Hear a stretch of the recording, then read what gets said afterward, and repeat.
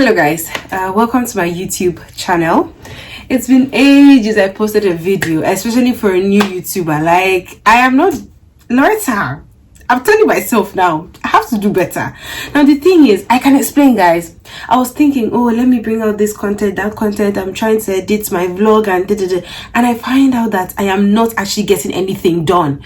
So I was like, okay, do you know what? I'm shooting a video. Now I came back from a meeting. I am so tired. I was like, this video must happen. I'll wait for this video. It will happen.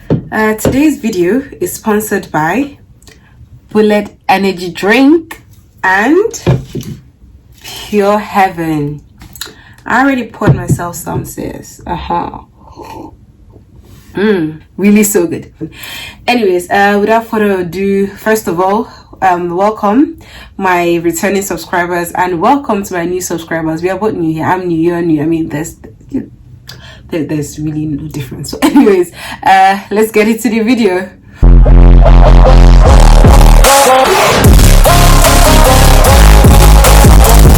Okay, in today's video we'll be talking about the qualities of a good businessman, good businesswoman, entrepreneur, whatever I want to call it.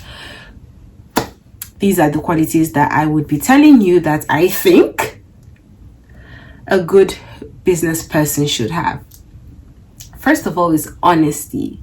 Honesty. I can't overemphasize honesty enough. You know, there's this thing, my father, bless him, my very big mentor, he was opening an establishment. This is the story. So he opened an establishment and he was talking to the workers. He was telling them that if you cheat me, you know, that's fine, but if you cheat my customers, then we'd have a problem. Because he said that the greatest form of advertisement is actually word of mouth. Take it to the bank. You can have the biggest billboards, blah blah blah blah blah, but if people do not have anything good to say about you or your establishment, then I don't think you've started. And honesty is one of the greatest qualities, if not the greatest quality. I would come back to you because I know that your word is your bond. But if I know that today you're going to tell me black is white and tomorrow green is blue, now I don't know what I'm saying, but the fact that I don't know what I'm saying means I'll not come back to you that is telling me that thing. That's exactly how honesty works, especially for me. The second one is being contented. Now you have to be contented as a business person. And it's so funny because you also have to be contented at the same time greedy. Like, I don't know. Okay, I'll come to that greedy one in a second. Being contented is if, say you and somebody, you know, has a business deal and it turns out that it doesn't work according to planned. However, you've promised the person, you know, a certain percentage or a certain amount of money, or you know, in terms of profit and everything.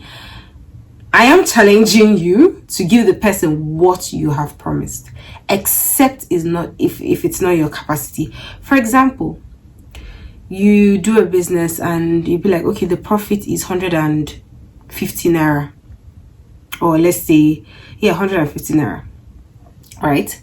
And then you tell the person, okay, after this, I'll give you 75 naira and I'll take 75 naira. And let's say the business doesn't fall through and you come out with 100 naira. I am challenging you to give that person 75 naira and keep the remaining 25 naira. Yes. I mean, that sounds crazy. I mean, you can go ahead to explain to the person what happened, still keep to your promise, or you might decide not to. I mean, that's really not it, and that's really not, you know, what we're talking about. But keep your word as a business person. Your word is your bond. I'm telling you, 100%. Third one is wisdom. You have to be wise. I mean, wisdom is a gift, but I feel wisdom can also be obtained from wealth of experience and actually going out to seek it. Ask questions. You don't know everything. Ask questions. Learn from your experiences. Don't let the thing that happened to you before to repeat itself again, because it's gonna repeat itself if you don't learn. Okay? Wisdom. Know when to go forward. Know when to come back. You know, just just know when to stop, know when to start. Like, don't be that person that, that does something regardless of the consequences, because there are consequences and they would happen if you don't take the necessary precautions. Now, the next one, which I believe is my fourth point, is contain your anger. Now, business is not like a desk job where it's all, you kind of already know what your schedule is like, you kind of already know what you're going to do. No, it's not like that. You may end up meeting the nicest business partner ever. Hold on.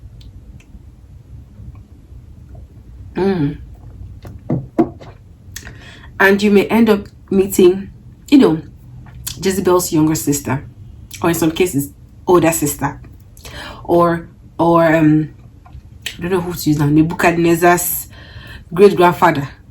You have to contain your anger, especially if you've looked at the situation and you know that you're going to win or you're going to profit at the end of the day. Contain it. Contain it. I know it's hard, but contain it. You might not decide to continue with the business, but I'm telling you the truth. Whatever you do out of anger is most likely going to cost you in the future. Because when you're angry, you lose control of certain things that you normally hold back, But at least when you control your anger, you know not to say certain things, you know not to do certain things. I think that would help you a lot. Now, the next one is being calculative. And when I mean calculative, I mean knowing when to be greedy and not to be greedy. Now, this being calculative is comes with you being greedy as well. And I know this this doesn't tally with the previous points, but hear me out. When you're doing business, right, there's so many reasons why you do business. Okay, sometimes profit is not your main goal. Now, I will do a whole video about reasons why you do a business or reason why you do business, right? Profit sometimes is not your main focus. Sometimes before you make your profit, you want to capture the market. Now, there are certain things you do that would necessarily hurt even your capital. Like, you would not even get your capital back, but you do these things in order to, like, you project, So for example, you buy a good at a certain price. Now, Mr. Okeke also sells that good. So what you do is probably, and your goods and Mr. Okeke's goods are the same price. Maybe you reduce your price just to capture both your market and Mr. Okeke's market. Now, don't say I told you this, but it's a really big one. I just spilled a very big secret. The next one is be knowledgeable. Don't be that person that don't know anything about their products. Now, I'll use beverage for example. Using this Pure Heaven, this dearly Pure Heaven here. Okay, so Pure Heaven has a shelf life of 3 years, right? You have to know that before you have to know that, okay, shipping in would take about 2 months. By the time it gets to me, customs and everything, give it 3 months or 4 months. You know that you probably have some months to work with. You calculate the amount of, be like, okay, so if I keep this in my warehouse, I'll be able to sell it out in a certain amount of time. Now, you know that, okay, once it's getting to the expiration date, say 5 or 6 months before, supermarkets wouldn't take it from me because, goods stay on their shelf longer. So, like, you have to calculate all these things. You have to know about your products, right? So this is just an example because, like, my company, or the company I work for rather, we deal on beverage. So this is just my knowledge about the expiration dates and how you sell beverage, like, so to supermarkets. This is just what I know about beverage. So depending on what your goods is, you have to actually understand every single thing about your goods. This, for example, you have to understand the bottle, how it works, how it interacts with the liquid inside, the storage, every damn thing. Don't go keeping goods I don't know a thing about. No, you have to be knowledgeable, okay? And yes, bullet energy drink as well. You have to know how, because the way the liquid inside this aluminium is different from the way the liquid inside the bottle reacts. This expiration date is shorter than this expiration date actually, so you have to know that. Be friends with your calculator. 100%. You have to be friends with your calculator. You have to know how to calculate at least the littlest thing.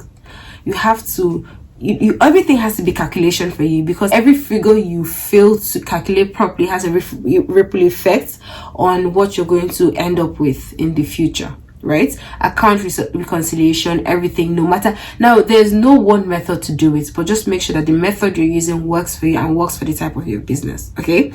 And the second one is note taking. You have to write everything down. I learned this from my parents, like everything, even if they're saying A and B will make C, write it down. A plus B will make C, okay?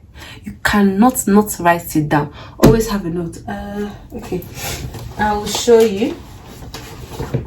This note is the note that I have from my meeting.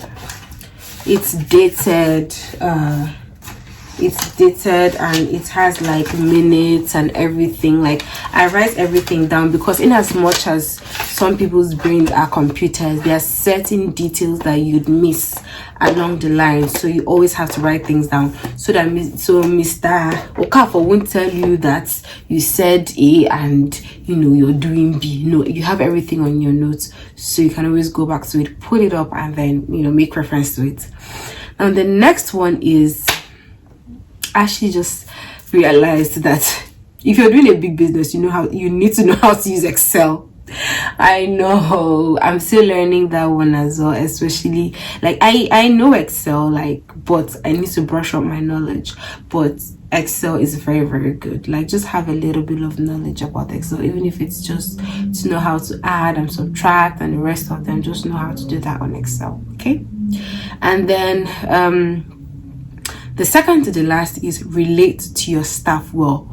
Oh my God, I cannot overemphasize how important it is to relate with your staff well. They are not your slaves, okay? These people are qualified in one way or the other, okay? So don't treat them like you picked them up from the gutter. No.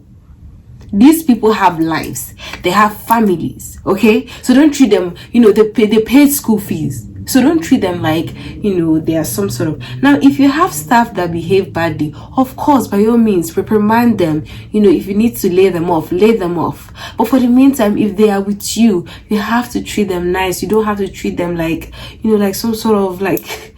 No, literally.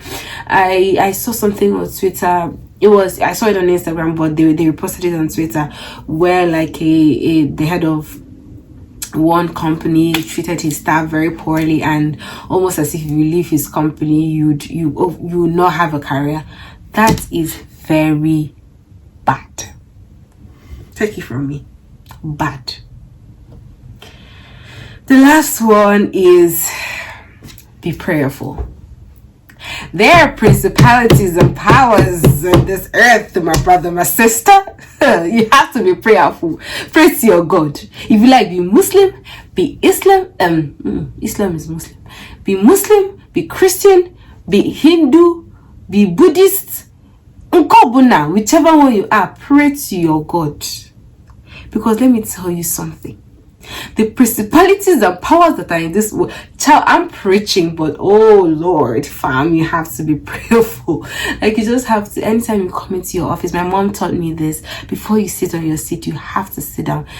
My mom has been doing business with my father for about 30 something years, and she says that, well, she's been doing this practice for 20 something years. Says that she can't sit on her seat in the office without praying. And I watch her. Sometimes I sit and I watch her, She go around, open the windows, check everywhere, make sure everything is good. She just be gallivanting.